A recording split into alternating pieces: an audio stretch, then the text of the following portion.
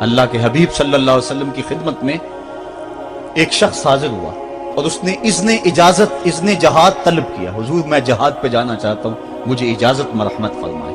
حضور نے فرمایا احی والدہ کا, کیا تیرے والدین زندہ ہیں؟ قالا نعم, عرض کی ہاں حضور میرے والدین زندہ ہیں. قالا ففیہما فجاہد, کہا جا ان کی خدمت کر, یہی تیرا جہاد ہے. ماں باپ کو بلکتا ہوا چھوڑ جائے اور آپ جہاد پہ چلا جائے, ماں فالج میں گری ہوئی ہے اور بیٹا تبلیغی گشت پہ چلا جائے, باپ تڑپ رہا ہے اور بیٹا پیر کی چوکھٹ پہ جھاڑو دیتا پھرے, اللہ راضی نہیں ہوگا. میں سچ کہتا ہوں, اپنے بھی خفا مجھ سے ہیں, بیگانے بھی ناخوش, کہ میں زہر حلاحل کو کبھی کہہ نہ سکا کند. بات وہی کہتا ہوں, سمجھتا ہوں جسے حق, نئے ابلائی مسجد ہوں, نئے تہذیب کا فرزند. محمد عربی صلی اللہ علیہ وسلم سے بڑا پیر کون ہو سکتا ہے؟ لیکن حضرت وہ ویسے کرنی نہیں آ رہے. آقا کریم اپنے بٹن کھولتے ہیں اور کرن کی طرف, یمن کی طرف رخ کر کے لمبی سانسیں لیتے ہیں اور کہا میں رحمان کی خوشبو پا رہا ہوں. ایک دن صحابہ نے پوچھا, بندہ نواز جس کے لیے تڑپتے ہو, جس کی ٹھنڈی ہوائیں آپ کو آ رہی ہیں, وہ آپ کا بڑا پیار کرنے والا ہے؟ کہا ہاں میرے سے بڑی محبت کرتا ہے. تو کہا پھر اتنی محبت کرتا ہے تو یمن تو دور نہیں ہے, بلال حبش سے آ گیا, سلمان فارس سے آ گیا, سہیب روم سے آ گیا, اور وہ یہاں یمن سے نہیں آ سکا. فرمایا اس کی بوڑھی اور نابینا ماں ہے جس کی خدمت اس کو نہیں آنے دیتی. اللہ اکبر. اب حضرت ویسے کرنی نہیں آئے لیکن خیر التابعین کہلائے. آئے نہیں لیکن حضور ان کی یاد میں تڑپ رہے.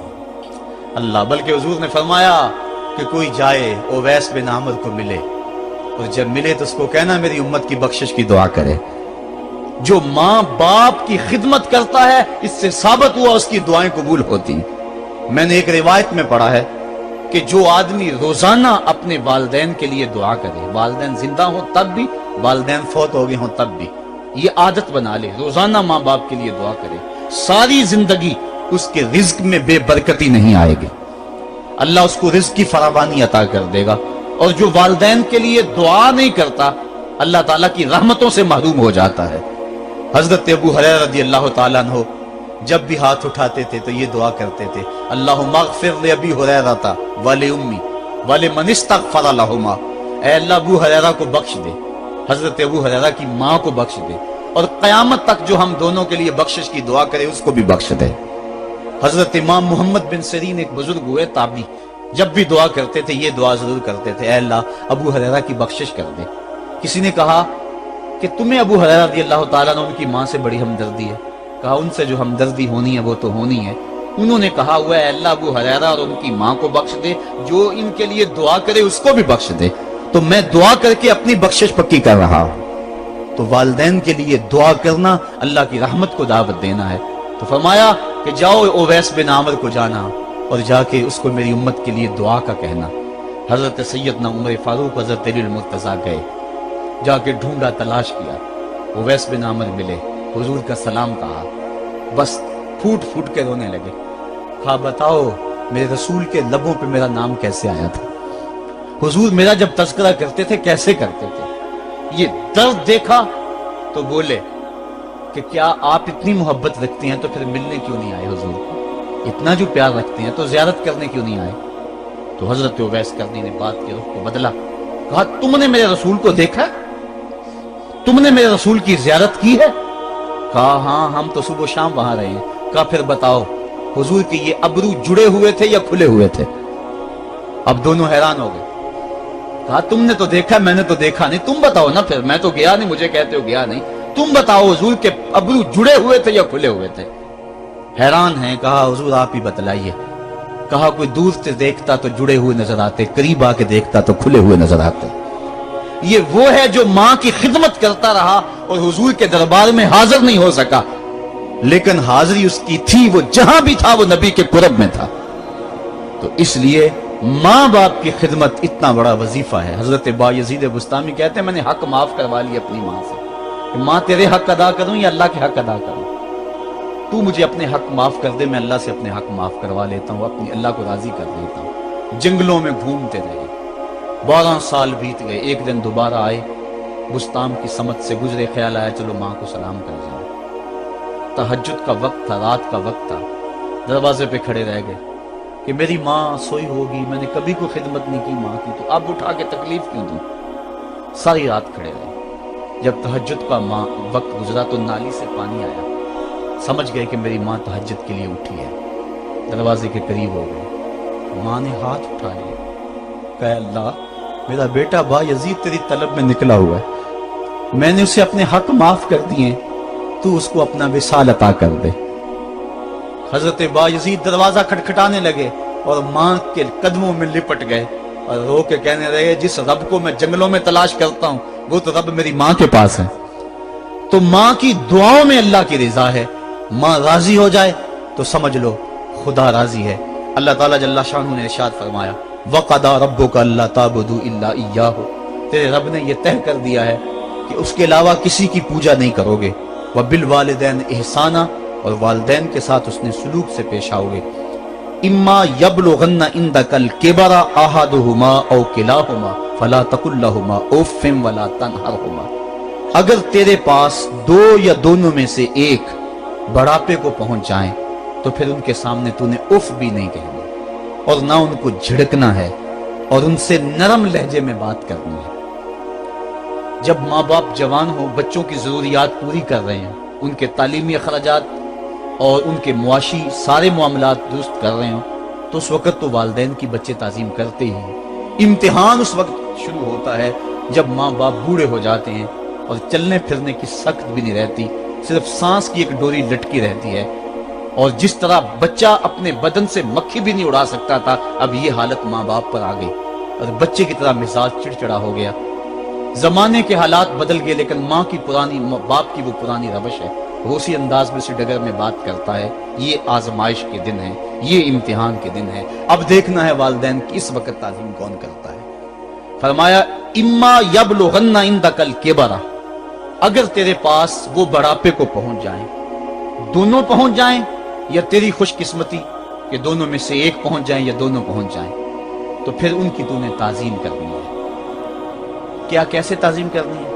फला तकुल लहुमा उफ़्फ़िन, तूने उनको उफ भी नहीं कहना। हजरत इमाम फखरुद्दीन राजी के हवाले से मैं आज ही सुबह या गुज़श्ता शब उफ की तशरीहात देख रहा था। उन्होंने 12-13 अक़वाल बयान किए हैं, लेकिन 2 कौल फरमाते हैं। उफ ये है कि इंसान के बदन के ऊपर जो शफाफ रहता हो, साफ रहता हो, मट्टी पड़ जाए, रेत का ज़र्रा पड़ जाए तो उसको फूंक मार के उसको हटाता है, तो वो फूंक से जो आवाज पैदा होती है उसको अरबी में उफ कहते हैं। तो फिर उफ हर उस चीज के लिए मनकूल हो गया जो नापसंदीदा है। एक तो कौल ये है कि वालिदैन के सामने इस एहतियात से रहो। दूसरी बात, आप फरमाते हैं उफ का मफहूम ये है कि जब माँ बाप बूढ़े हो जाएं तो बोलो बरास चारपाई पे निकल जाता है और इंसान उनको उठा के उनकी खिदमत करता है, सफाई करता है, कपड़े बदलता है। इंसान की तबीयत में जो फितरी नफासत है उसके तहत उसको माँ बाप से जो मकरूह और नापसंदीदा बू आती है उससे वो बचना चाहता है। वो नफरत माँ बाप से नहीं होती, वो नफरत उस बदबू से होती है जो माँ बाप के बदन से या चारपाई से या कपड़ों से उठ रही है। तो बंदा अपने जो है वो नाक पे कपड़ा रख लेता है उस बदबू से बचने के लिए। तो उफ के मफहूम को बयान करते हुए हजरत इमाम राजी कहते हैं कि इंसान को इस बात से भी रोका गया है कि तू अपने नाक पे कपड़ा रख के अगर उनको सफाई कर रहा होगा तो माँ बाप के नाजुक दिल पे कहीं ये बोझ ना आ जाए कि मेरा बेटा मुझसे नफरत कर रहा है। इसलिए वालिदैन की ताजीम का आलम यह है कि तू खुले नाक से उनकी खिदमत करे और वो बदबू सहता रहे और अपने नाक के ऊपर कपड़ा भी न रखे कि तेरे माँ और तेरे बाप के दिल के अंदर इतना खलाल और मलाल भी पैदा ना हो। यह है उफ का जुमरा। हजरत इमाम हसन रदी अल्लाह ताला अन्हु ने सारी जिंदगी अपनी वालिदा हजरत फातिमा तो ज़हरा के साथ बैठ के खाना नहीं खाया था। एक दिन हजरत सैयदा फातिमा ने फरमाया कि बेटा मेरा जी चाहता है कि मेरे साथ तुम बैठ के खाना खाओ, लेकिन तुमने कभी भी मेरे साथ बैठ के खाना नहीं खाया, क्या वजह है इसकी? हजरत इमाम हसन फरमाने लगे, अर्ज करने लगे, अम्मी मैं इस डर से आपके पास बैठ के खाना नहीं खाता कि कहीं किसी लुकमे की तरफ आपकी नजर बढ़ जाए और मैं अदमे आगही की वजह से अपने हाथ को उस लुकमे के पे डाल लूं और ना जान सकूं कि इस लुकमे को उठाने का इरादा मेरी मां के दिल में पैदा हो चुका है और मैं अल्लाह की रहमतों से महरूम हो जाऊं, इस डर से मैं आपके साथ बैठ के खाना नहीं खाया करता। यानी मां बाप की ताजीम का आलम यह है, उफ तक ना कहो। हजरत सईद इब्न मुसय्यब रज़ी अल्लाह ताला अन्हु जलीलुल कदर ताबी हैं, वो फरमाते हैं कि वालिदैन के सामने बेटे की हालत क्या होनी चाहिए।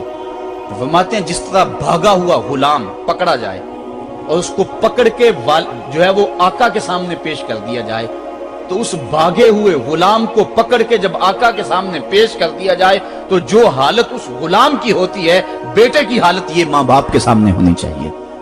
अब उन बेटों को सोचना चाहिए जो अपने मां बाप को दकियानुसी का ताना देते हैं और समझते हैं ये ओल्ड फैशन है, इन्हें क्या पता जमाना कहां चला गया है, और उनके फैसलों को मुस्तरद करते हैं।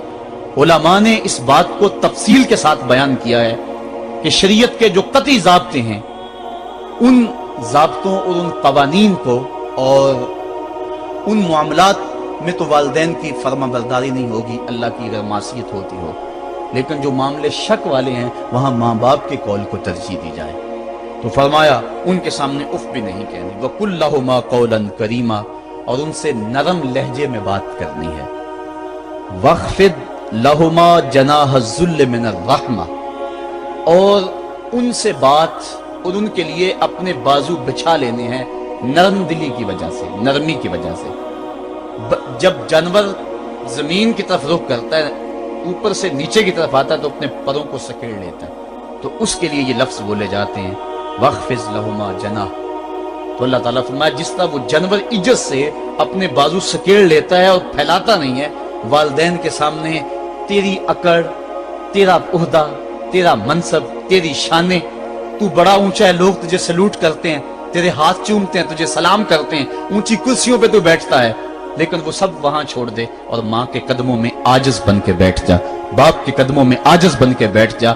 वहां अपनी उस किसी चीज का लिहाज रख, परिंदा ऊपर कोड़े तो पर खोले, लेकिन जब नीचे आए तो परों को समेट ले। तेरा ओहदा, तेरा मनसब बाहर रहे, जब माँ बाप के पास आए उस वक्त तू मुअद्दब गुलाम की सूरत में अपने वालिदैन के सामने खड़ा।